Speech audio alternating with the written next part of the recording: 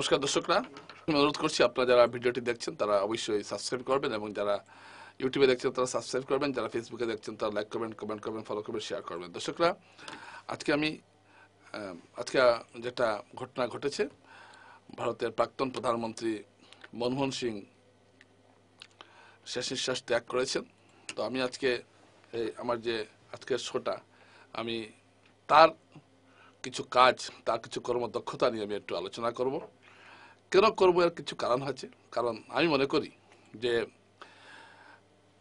আজকে যে ভারতের অর্থনীতি বিশ্বের মধ্যে একটা ভালো জায়গায় আছে। আমি জানি অনেক দুষ্টুটি থাকতে পারে, তারপরেও বলবো ভারতের অর্থনীতি যে জায়গায় আছে সেটা সম্পূর্ণভাবে তার অবদান।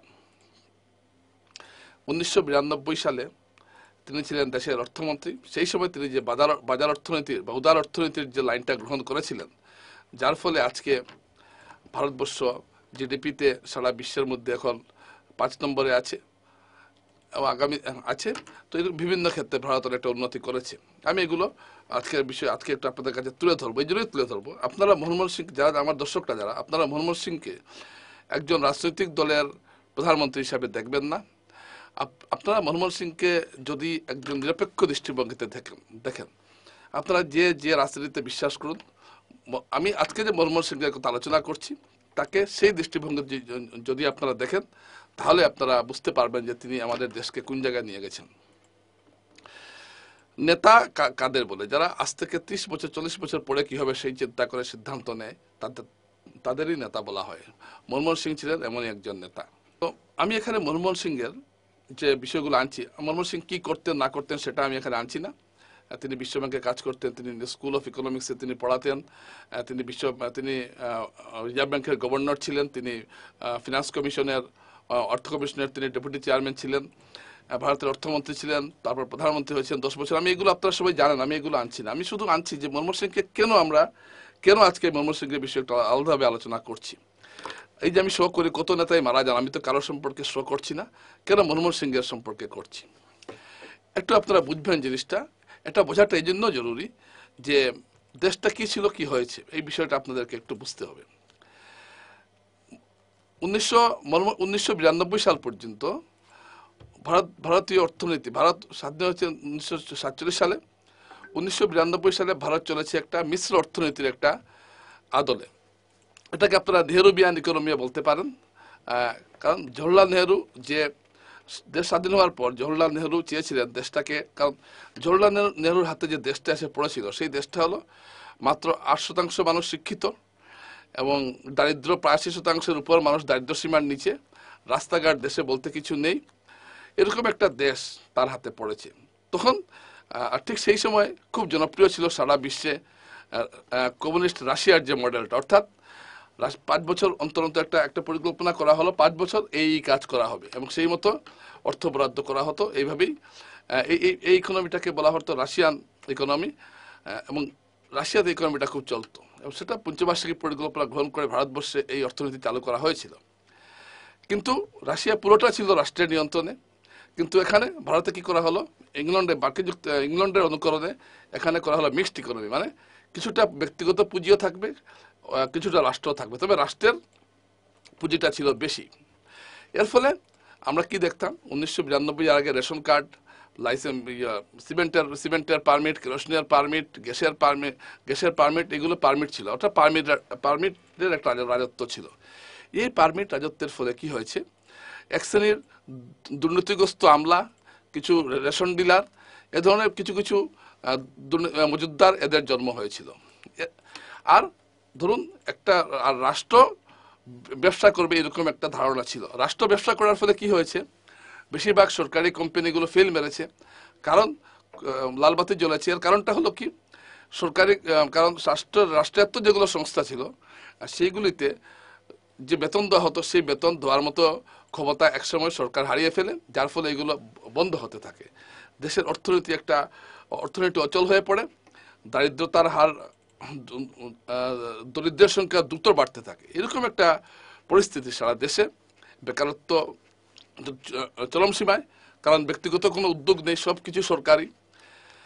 ব্যক্তিগত উদ্যোগকে উৎসাহী করার মতো উৎসাহী করার মতো সংস্থান সরকারের হাতে ছিল না, এবং সরকার চাইতো না যে কোনো ব্যক্তিগত উদ্যোগে শিল্প গড়ে উঠুক। শিল্পপতি বলতে শুধু টাটা, বিড়লা এই ধরনের 4-5 জন ছিলেন, স্থানীয় শিল্পপতি বলতে তেমন কিছু ছিলেনই না।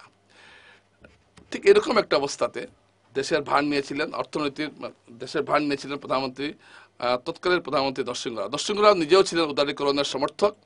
সারা বিশ্বে তখন একটা উদারীকরণের হাওয়া বইছিল, এবং সেই হাওয়া এবং যখন এই উদারীকরণের কথাটা যখন আলোচনা হচ্ছিল, বা যখন উদারীকরণের পথে হাঁটাটা কিন্তু কঠিন কাজ ছিল, কারণ এতদিন যেভাবে চলে আসছিল, যেমন একটা চাকরি লাগে কোন জায়গায়, যেমন প্রতিটা জিনিস ছিল সরকারের নিয়ন্ত্রণে।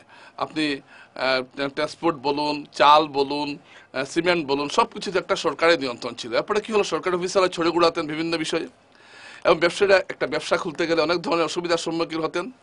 বিদেশি কোনো কোম্পানি এসে ঢুকতো না, যার ফলে কি হচ্ছে, একটা প্রতিযোগিতা ছিল বাজারে, এটা বন্ধ হয়ে গেল।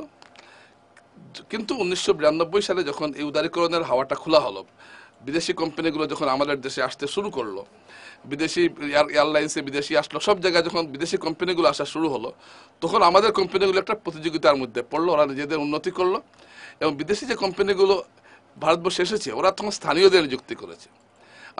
আপনার ইন্স্যুরেন্স সেক্টরে দেখবেন, একটা সময় শুধুমাত্র লাইফ ইন্স্যুরেন্স অফ ইন্ডিয়া ছিল। এখন কতটা বিদেশি ইন্স্যুরেন্স কোম্পানি ভারতবর্ষে কাজ করছে কর্পোরেট করে, এবং এগুলোতে লক্ষ লক্ষ যুবক যুবতীর কর্মসংস্থান হচ্ছে। বিভিন্ন মোবাইল কোম্পানি এসে পড়েছে, বিভিন্ন টিভি কোম্পানি, বিভিন্ন বাইক।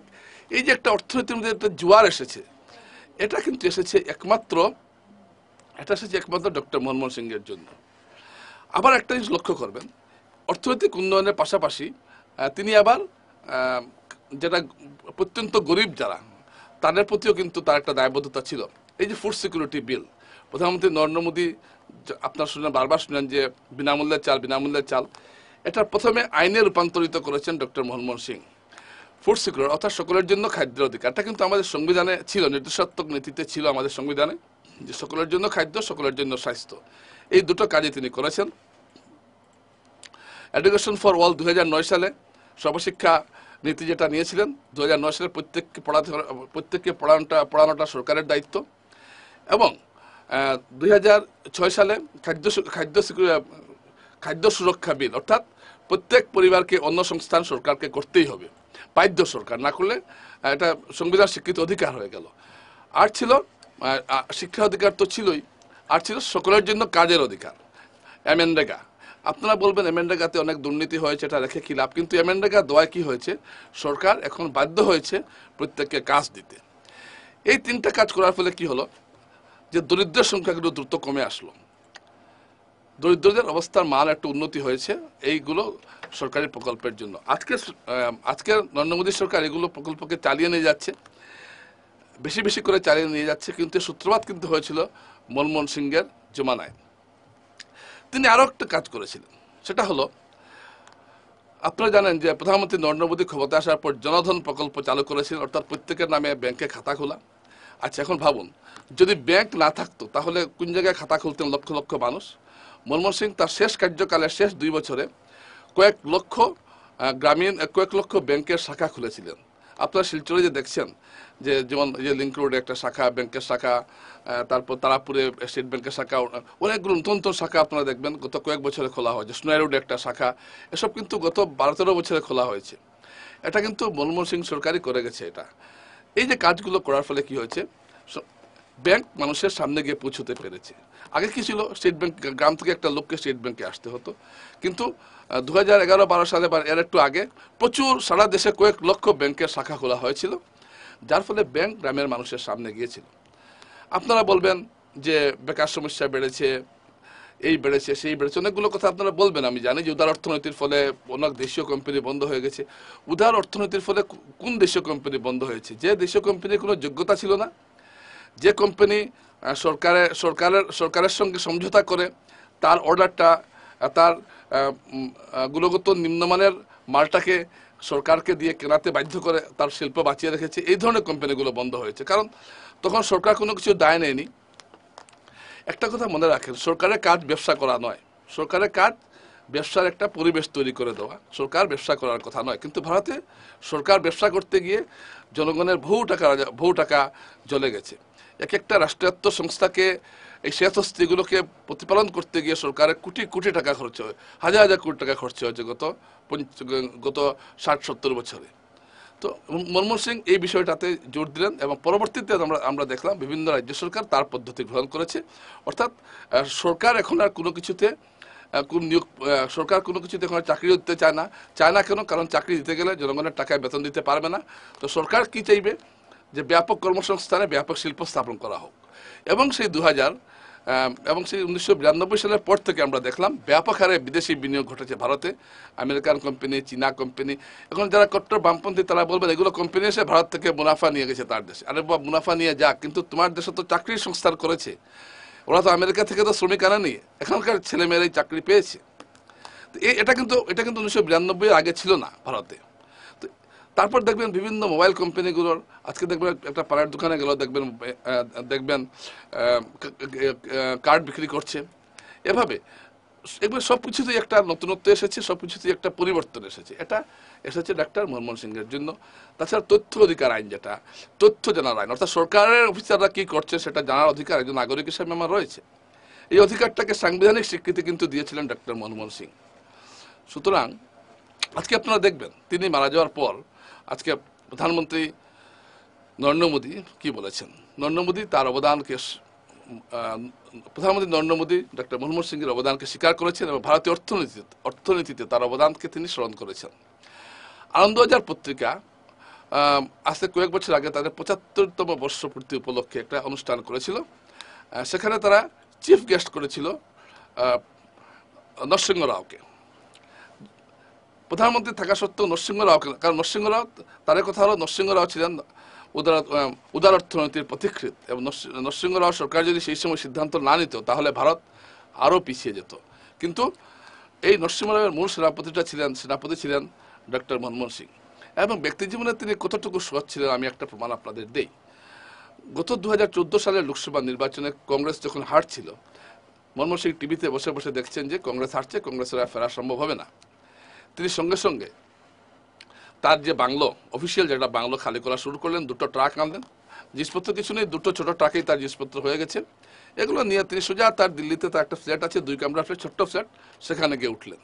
ভাবতে পারেন, যেখানে মন্ত্রীরা বাংলা ছাড়তে চান না সেখানে তিনি খালি শুনছেন তার দল হেরেছে, হারছে, টিভিতে দেখেছেন, সরকারিভাবে ঘোষিত হয়নি যে কংগ্রেস সরকার বিদায় নিয়েছে।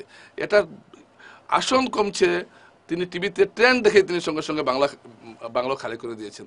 এই ধরনের সৎ ব্যক্তি ভারতের, আপনারা জানি অনেকের সমালোচনা অনেক কিছু আছে, অনেকেই তাকে আমি আজকে এগুলো আনছি না, কেউ তাকে মনু বাবা বলেছেন, কেউ তাকে বলেছেন অন্ধ, কেউ বলেছেন রিমোট কন্ট্রোলে চলেন।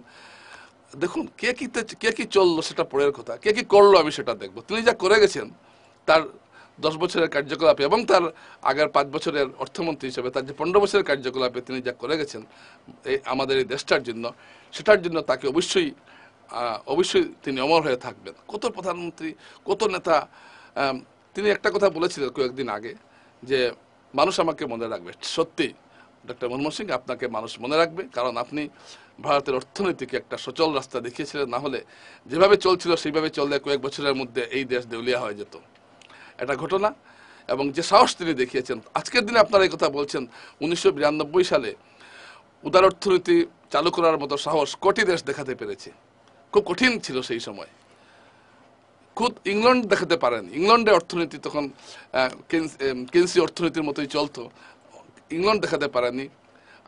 আমেরিকা দেখাতো, জাপান দেখাতো, কিন্তু অনেক দেশ কিন্তু সাহস করতে পারেনি যে রাষ্ট্রের হাত থেকে, রাষ্ট্রীয় নিয়ন্ত্রণ থেকে সরিয়ে দেশকে একটা জায়গায়, ব্যবসাকে, অর্থনীতিকে আনা।